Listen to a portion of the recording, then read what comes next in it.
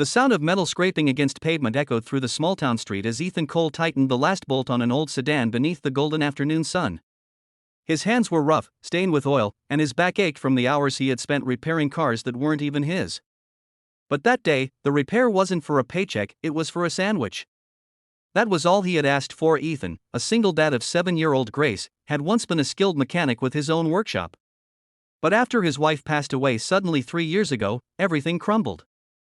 He lost focus, lost customers, and eventually lost the garage he'd built from scratch.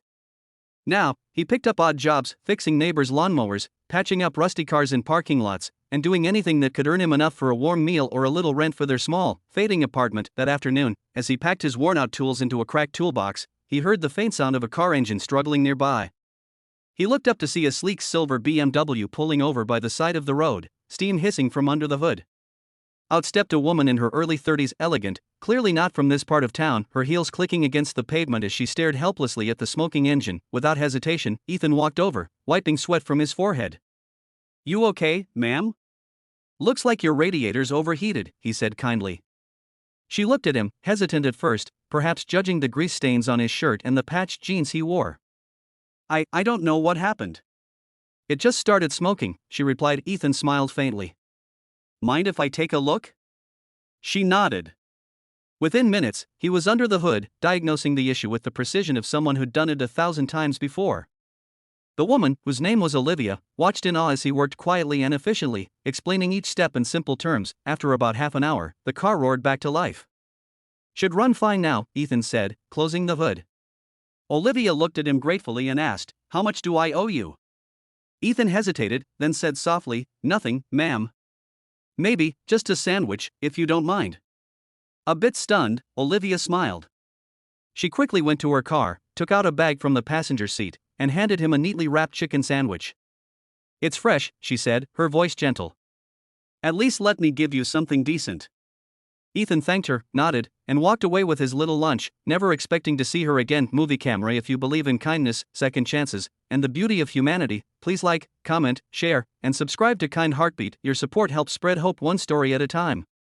Sparkling heart. That night, Ethan and Grace shared that sandwich for dinner. He tore it in half, handing one piece to his daughter. "You go ahead, sweetheart," he said, pretending he wasn't hungry. But Grace, small and sharp-eyed, noticed. "Daddy, you needed more." "You worked hard today," she said, pushing her piece toward him. Tears welled in Ethan's eyes as he hugged her. Life had been cruel, but Grace was his light, his reason to keep going even when everything else had fallen apart. After she fell asleep, he sat by the window, staring out at the flickering streetlights, wondering if he'd ever get another chance to rebuild his life. The next morning, as he prepared to leave for another small job, helping fix a neighbor's generator, there was a knock on the door. He opened it to see the same silver BMW from yesterday. His heart skipped a beat. Olivia stepped out, this time dressed more casually, holding 2 cups of coffee and a warm smile. "Good morning," she said brightly. "Hope I'm not intruding." Ethan, a little confused, invited her in. She looked around the small apartment, the peeling wallpaper, the worn furniture, the few framed photos of his late wife and Grace.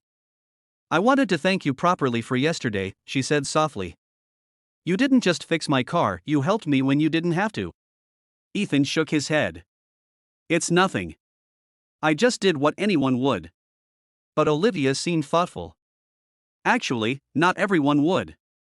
And not everyone would do it for a sandwich."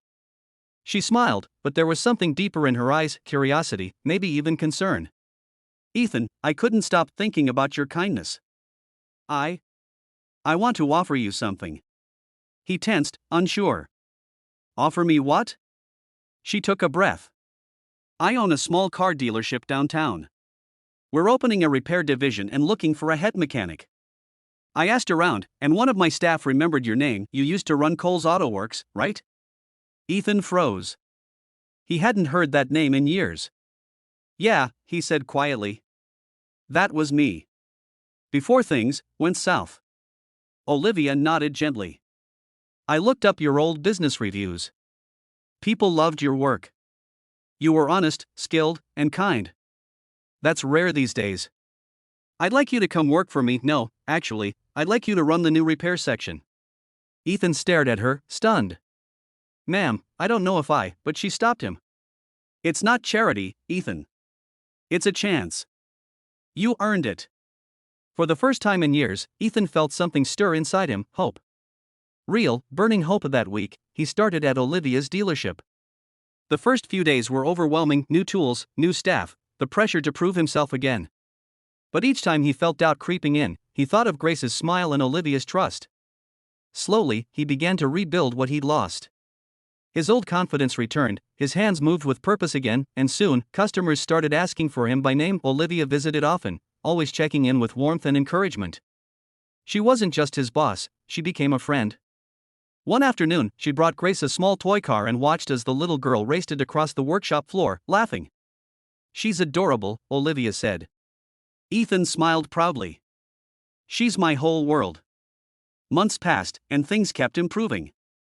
Ethan managed to move Grace into a better apartment closer to her school. He saved enough to buy new clothes for both of them, and for the first time in years, they had dinner without counting pennies. Then one day, Olivia asked Ethan to meet her in her office. He walked in nervously, thinking something was wrong. But instead, she handed him a folder. "Ethan," she said softly, "I've been thinking about the new branch we're opening in the neighboring city. I want you to manage it. It's yours to run, from hiring to design." He blinked, completely speechless.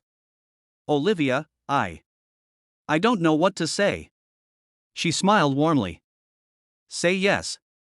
You deserve this more than anyone I know." That evening, when Ethan told Grace the news, she threw her arms around his neck, laughing. "Does this mean you're a boss now, Daddy?" she asked. Ethan chuckled through tears. "Yeah, baby. I guess I am." A few weeks later, the new branch opened with a modest ceremony. Olivia stood beside Ethan, smiling proudly as the ribbon was cut. Cameras flashed, employees cheered, and Ethan stood there, his heart full. As the crowd dispersed, Olivia turned to him and said, "You know, it's funny. I almost didn't stop that day when my car broke down. I thought I'd just call a tow truck and wait it out. But something told me to stay." I guess sometimes, fate sends us exactly who we need, right when we least expect it. Ethan nodded, eyes misty. "Yeah. Sometimes, a broken car brings broken lives back to life." That night, he sat on the porch with Grace, watching the sunset paint the sky in shades of golden rose. She rested her head on his shoulder. "Mom would be proud of you," she whispered. He looked up at the heavens, his throat tight. "I hope so, sweetheart." Dizzy, if this story touched your heart or reminded you that kindness can change lives in ways we can't imagine, please like, comment, and share this video. Don't forget to subscribe to Kind Heartbeat, where real stories of hope and humanity come alive. Revolving Hearts.